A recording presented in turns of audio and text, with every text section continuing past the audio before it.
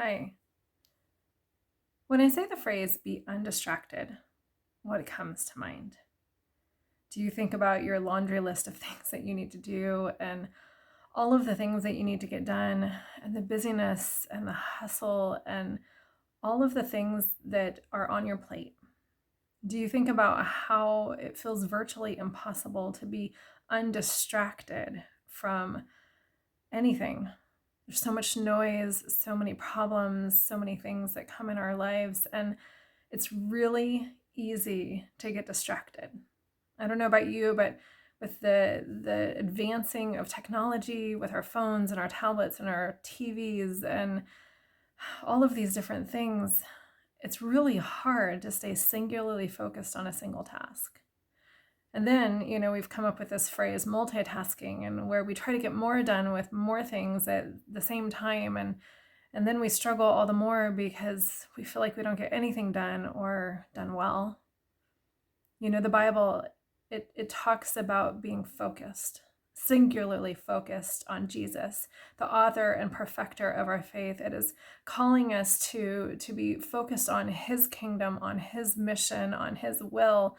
And yet, in our daily lives, we try to carve out time, often, most of us, for God, for a quiet time or something like that. But even during that quiet time, we find our thoughts are pulled other places, and the phone rings. A child comes out and wants to talk to you about something really important. Or maybe you have an emergency that happens. You're trying to stay focused, and yet it feels like everything is pulling at you. The Lord didn't design us this way. He wanted us to be focused on him, and in his presence we find peace. We find peace from the noise and the chaos and the busyness and the distractions. When we focus on him and him alone, everything else kind of falls to the wayside. It doesn't mean that it doesn't get done. It doesn't mean that we don't get to move forward. It means that we can do it out of this place of peace. I think of Brother Lawrence, who wrote The Practice of the Presence of God, and how he talked about how he was working in the kitchen, and he'd be scrubbing the pots and the pans and doing all his work, and yet he'd hear the chatter of the other brothers in the background, and yet he was so focused on praising God and in his presence that none of that got in the way, and yet he was still able to accomplish all of the different things that he needed to. I think about the enemy. We have an enemy to our soul, right? We have Satan, who if I want to say, I think his biggest tactic of getting us far away from the Lord is actually distraction, right? When he distracts us, then we can't focus on our relationship with Jesus. We can't focus on his mission. We get sidetracked. You look at the disciples in the boat with Jesus in the storm. Jesus is taking a nap. He's sleeping. He's resting because that's what his body needed. That's what he needed, and in order to continue to do ministry. And yet the disciples, they are so focused on the storm and the waves and the wind, and were overcome by all of that and struggled, right? And Jesus, he wakes up and he calms the storm and he calms the wave, and he's like, do you still have so little faith? When we ignore the distractions, we stay focused on Jesus. That requires us to trust God with all of the distractions, to trust him with all of the other things.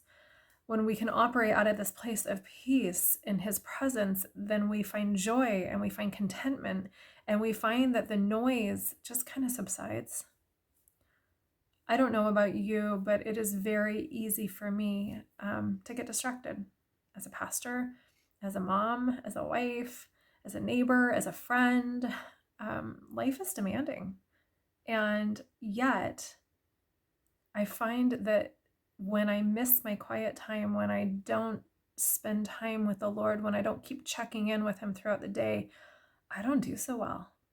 I get frustrated and irritated and distracted, and I don't feel like, I get to the end of my day and I'm like, what did I even accomplish? Maybe you can relate. I don't know about you, but I don't want us to be the people of God who are known because we're distracted. I want us to be the people that are known because we are focused on Him and His kingdom.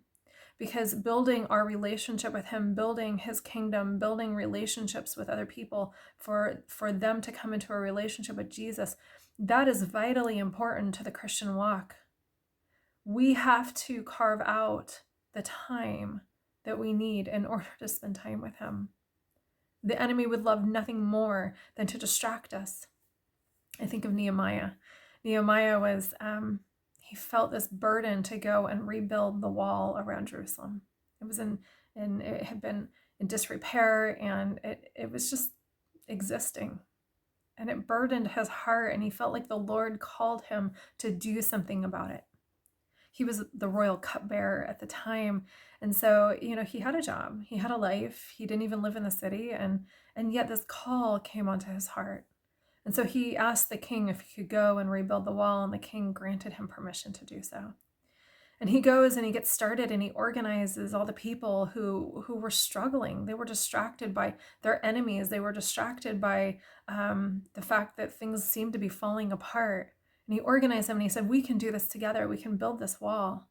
And so he got them all organized. Well, there were these guys that did not like the fact that he was rebuilding the wall. And so they sent messengers to him 3-4 different times. And they said, hey, Nehemiah, will you come and meet us in the valley of Oh No? If you hear the devil wants to meet you in the valley of Oh No, just say no. And they said, we have really something important to talk to you. And I love what he said. He said, I have this great project going on. I am focused on that. Why should I go down to you and stop the work for you? And I wonder in our lives, what distractions do we need to say? Why should I stop this important task for you? Or why should I stop spending time with the Lord because of this? I believe that God is calling His people back to being focused, back to having an undivided heart, right? I believe that out of that place of focus, that He can take care of all of the other things. That it's in that place that we can be better, spouses or friends or parents or workers or just people. And so I want to encourage you this week to look at and maybe write down, what are the distractions you have right now? How are they getting in the way of your relationship with Jesus? Are they helping you? Or are they pulling you away from Him? And when you are distracted, how do you feel? Do you feel like you are thriving in your relationship with God and in His mission and His will and peace? Do you feel peaceful? Do you feel like you have more joy?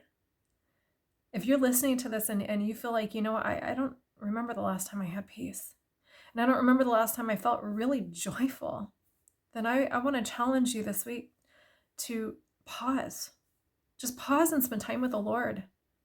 Look at every single thing that comes onto your plate, and I want you to hold it against, is this something from the Lord, or is this not?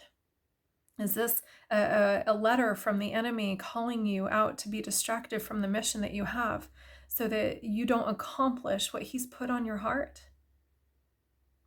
So, my prayer for you this week is that you will evaluate your life and the distractions, and that you will set boundaries to protect the important things. That maybe you will use tactics like time blocking or writing, lists or setting goals so that you can focus on what is important. I think of Mary and Martha. You have one sister who is busy, distracted. She is trying to create a meal and serve everybody, and yet her sister is sitting at the feet of Jesus. When she goes into him, she says, why, won't you have my sister help me? And he says, she has chosen the important thing, the one thing that matters. This week, I want you to choose the one thing that matters, because nothing else does. Focus on Him, His kingdom, His glory, your relationship with Him, and let Him take care of everything else. I hope you have a great week. I'm praying for you, and I look forward to talking to you next week. Thank you. Bye.